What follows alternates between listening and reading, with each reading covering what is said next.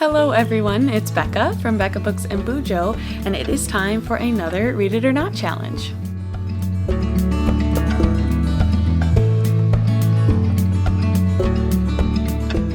Welcome to another episode of Read It or Not, where I pick books out of a jar and I have to either read them or unhaul them. I am looking forward to reading mysteries and thrillers this month. It is spooky season, it's October, and I want to lean into that and read thrillers and mysteries. So for my jar, that means I need to pick blue slips. And that's all we're gonna do in this video. I'm gonna spend about a week reading blue slips from this jar. We've got some fun fall activities planned for the week, so I hope to include that in this vlog as well too, namely making apple juice with my husband's family. So that'll be fun to include in this vlog as well.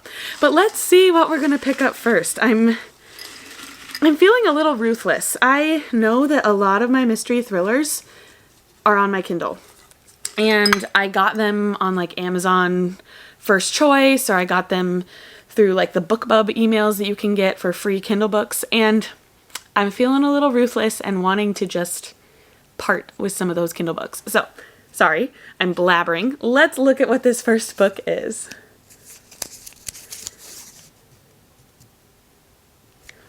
Okay, it's called I Choose You by Gail Curtis. I knew it was going to be one on my Kindle, so what I'm going to do is I'm going to look at the synopsis and maybe the Goodreads rating and see if it's really one that I would like to read or not. And if not, we're gonna unhaul it and pick a new book. So it has a 3.4 average rating with about 3,300 ratings. It came out in 2020. Let's see what the synopsis says. When a killer chooses you, what choice do you have? 30 years ago, Elise and Nathaniel shared a horrific trauma that united them in grief. Now, grown up and married with a young family, they feel their worst nightmares are behind them, until the day their daughter is abducted and murdered. Both Elise and Nathaniel lost their mothers to a notorious killer who manipulated innocent victims into taking their own lives. Could it be that the Watcher has returned for another round of the same sadistic game? Why now? And why are Elise and Nathaniel being targeted again? When Elise's family falls under suspicion, her world crashes down around her. Is there anyone she can trust, or is her whole life built on lies? Only one thing is someone left their cruel game unfinished all those years ago. That makes no grammatical sense. This time, the Watcher intends to win once and for all. Whew. I'm going to be ruthless right away. I see so many 1- and 2-star ratings from people that I know, and the synopsis sounds okay, but one I can live without. So we are just going to go ahead and unhaul I Choose You.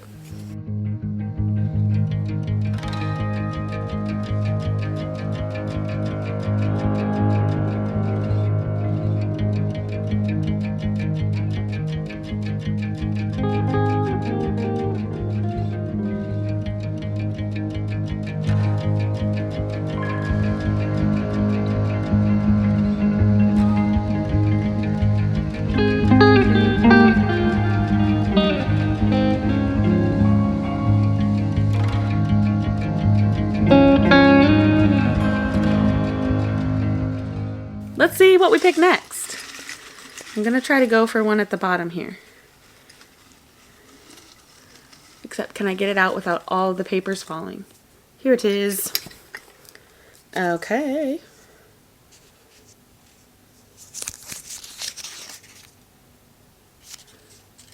Most Wanted by Lisa Scottolini. I don't know if that's how you say her name. This is not on my Kindle. It's actually a borrowed book. I think that my mom gave me. One second, let me get it off the shelf. Here is my TBR shelf. All of my borrowed books are down here on the bottom. And here is Most Wanted. So I trust my mom's judgment on this. I am probably going to give it a try. It says donor 3319 profile, tall, blonde, blue eyes, medical student, wanted for murder. Christine Nilsson and her husband Marcus are desperate for a baby.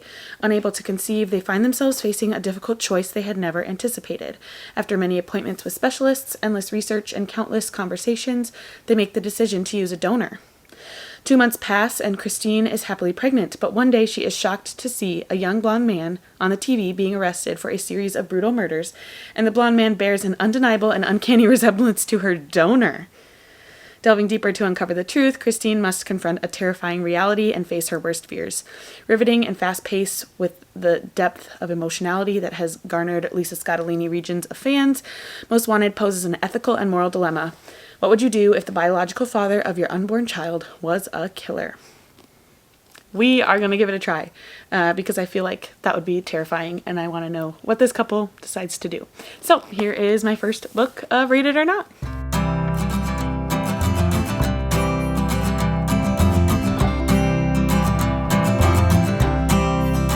What's this condition?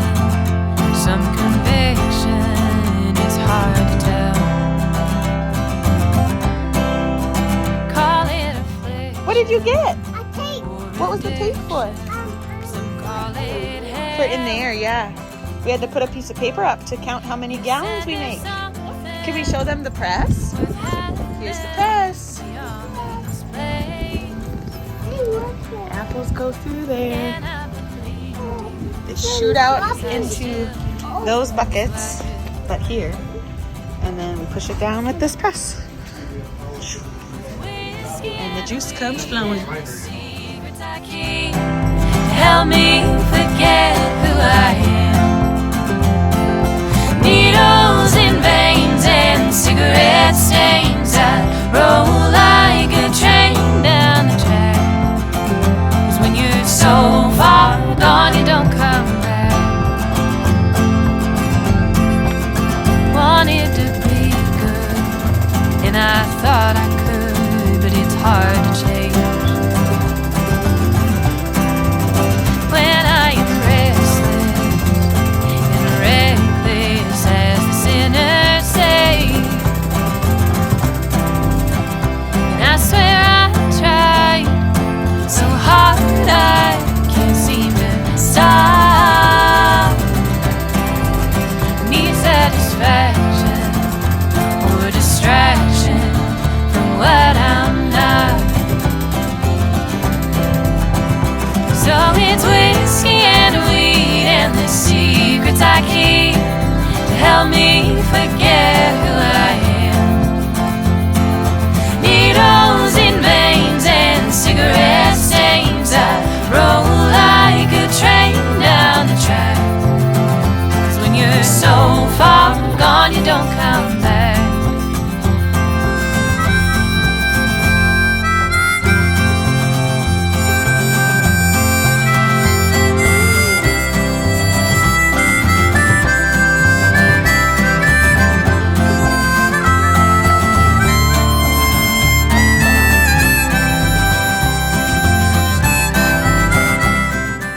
Hello, it's been a little bit since we chatted last. Over the weekend, you saw some footage of us making apple juice. We made 252 gallons of apple juice, all in half gallons, so that's like 500 half gallons filled. It's amazing, and we have apple juice year round. We don't sell it, we just give it to people and hope that they enjoy it. We also made, I think, 8 gallons of pear juice, which was a fun new trial, just because we had some pears and we thought, why not? So it was a good, fun weekend, great weather, and fun to just be outside and enjoy the fall seasonal activity of making apple juice. I have read a little bit of Most Wanted by Lisa Scottolini, probably only like 10%. I don't even know where I am in the book because I listened to it. Good things going for it. Narrated by Julia Whalen. She's the best. But all that's happened in this first 10% is literally the description that I read for you a little while ago, and I am not impressed. I did chat with my mom a little bit because this is a book that she lent me, and I asked her, is the ending worth it? Am I really going to want to continue to figure out what happens? Because I feel like the only plot ways it could go is they have this baby and then this baby is weird and has some psychological issues because their father or their donor father is a serial killer, or nothing happens and it's just this mother going crazy because she thinks that her child will be nuts. So I asked my mom about it and she didn't even remember. I had to explain the whole synopsis to her and she's like, oh yeah, I read that, but I don't remember the end. And so I was like, that doesn't bode well. If you don't remember the ending, that doesn't mean it was exciting or good. And so I am going to DNF this one, and because it was a borrowed book, it's off my borrowed shelf and I can pick something new. So, of course I don't have the jar. Uno momento. We are gonna see what the jar gives us this time. Again, I'm gonna keep picking blue. We're still in the mystery thriller mood. So I got this one. Oops, it fell. It's this one though. There we go.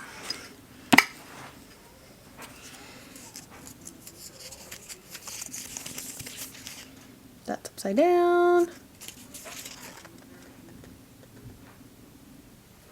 Okay, I already know that this is one I am just going to delete off of my Kindle. I didn't say the title. This is The Missing Sister by Elle Mar. It has been on my Kindle for ages and I have no desire to read it. So we'll delete that one.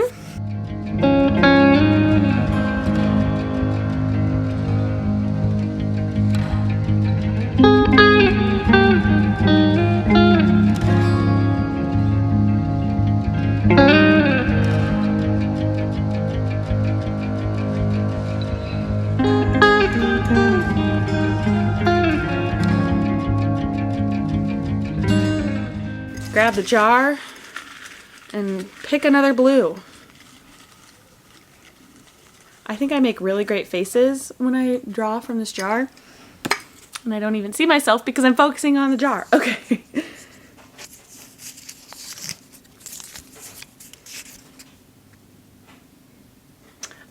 The Born Identity. I got that early on in this challenge, I think, in like the first or second Read It or Not, and I DNF'd the whole series. I think I actually got like The Born Supremacy, but started with the Identity and DNF'd the whole series, so great. Getting papers out of the jar. Here's another blue.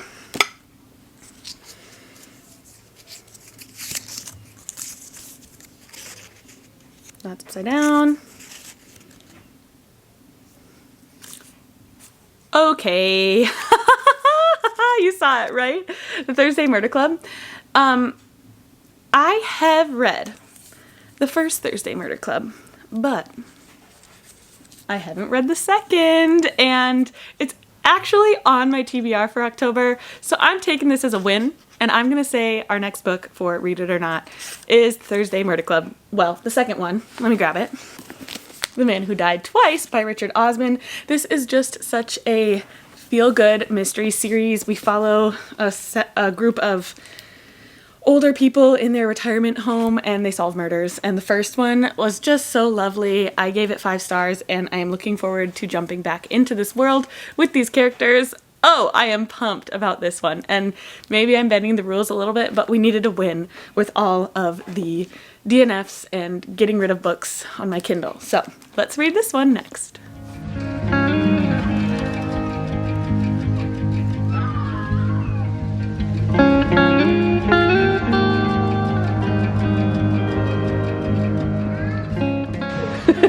What are you doing, Mabel?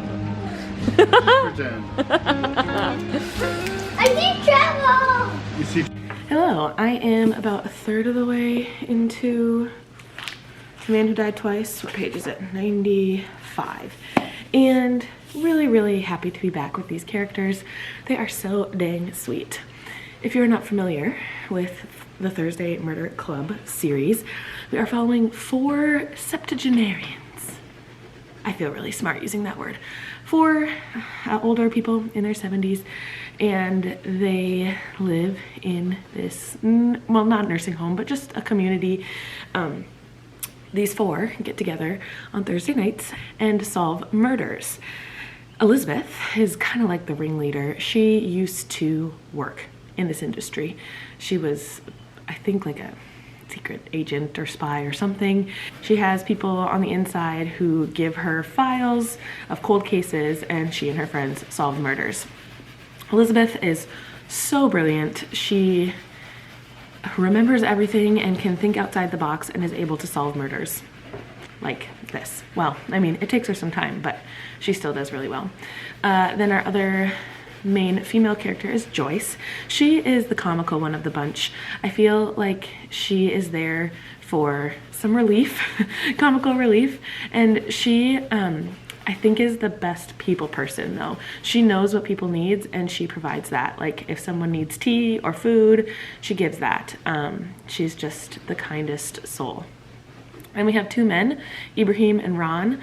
Ibrahim is very analytical. He was a psychologist in his working life and he sticks to the facts.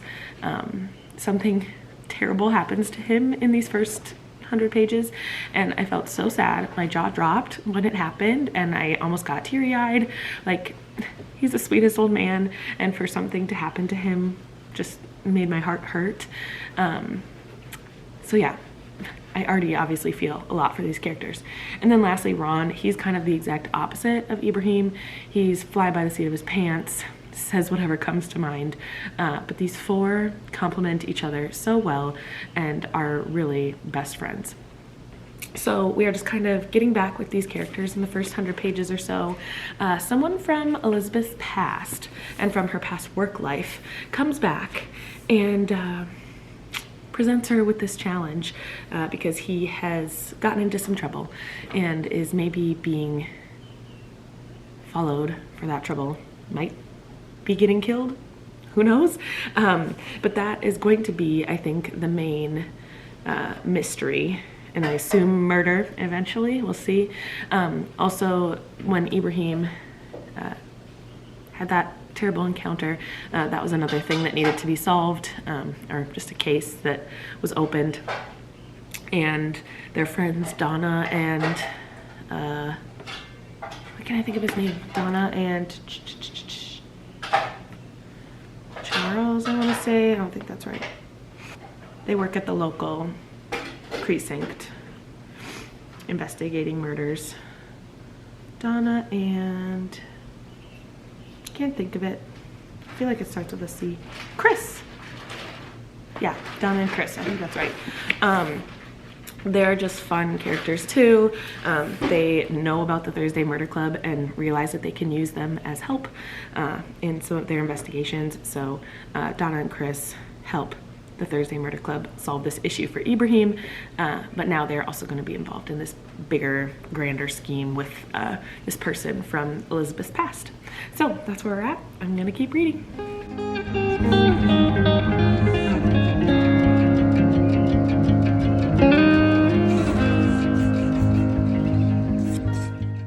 So I'm about 2/3 of the way through this book now. Can you see? Focuses on the weirdest thing, my face. So still really enjoying it. A murder has happened, and maybe not in the way you would suspect, and so it's very intriguing. And of course, we, along with the four friends of the Thursday Murder Club, are trying to figure out what happened.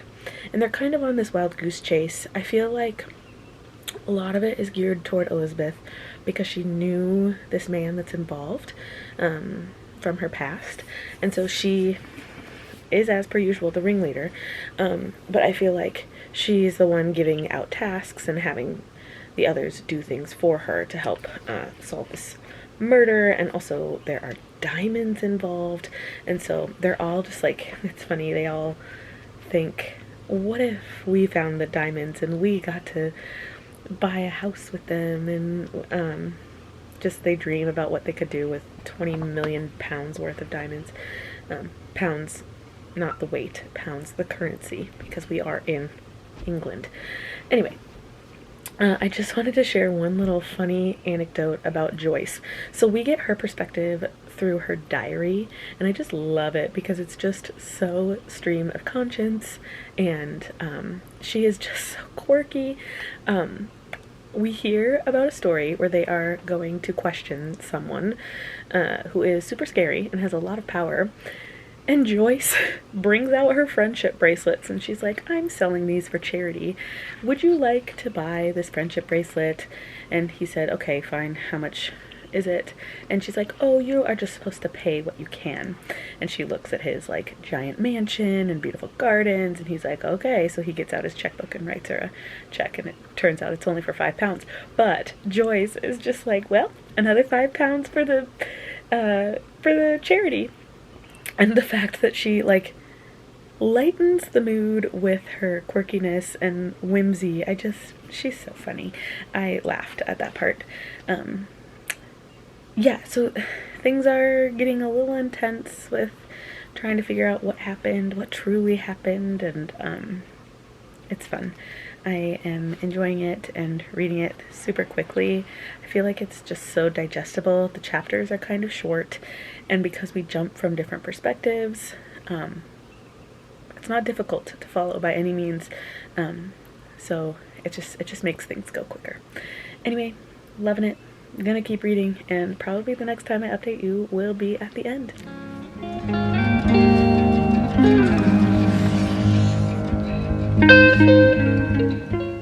I finished up The Man Who Died Twice this afternoon, and it was lovely. I just love how all of the characters come together and figure out this murder. The way that Elizabeth orchestrated it all was amazing, and just like super impressed me. Of course, there was a twist at the end that I did not see coming, and that's what I noticed when comparing the first and the second in this series. I don't know who done it the whole time. My opinions change on people during the story, and I think it's this, and then I think it's this, and it's just constantly changing. And it wasn't until, like, I don't know, 50 pages left of the book that we finally realize who it was that committed the murder and the crime. So, really enjoyed my time with this, and overall, I think I will give it a 5-star. I don't know, I just love these characters so much, and the fact that I read it in like 3 days means a lot, that I enjoyed it at least. I would say maybe 4.5 to 5 stars, I don't know. I'm wanting to be more lenient with books lately, and just give a book a 5-star if it was enjoyed. So, overall, with the Read It or Not challenge, we did pretty well. Kind of. I mean, I got through like 4 or 5 books on my physical TBR. Granted, most of that was DNFing or just deleting off of my Kindle, but then I found a really solid book, like super amazing book out of the jar too. One that I would have gotten to this month regardless, probably, but still glad I was able to read it for this challenge and vlog the experience. So, thank you so much for watching this Read It or Not episode, and I will see you in another video very soon. Bye.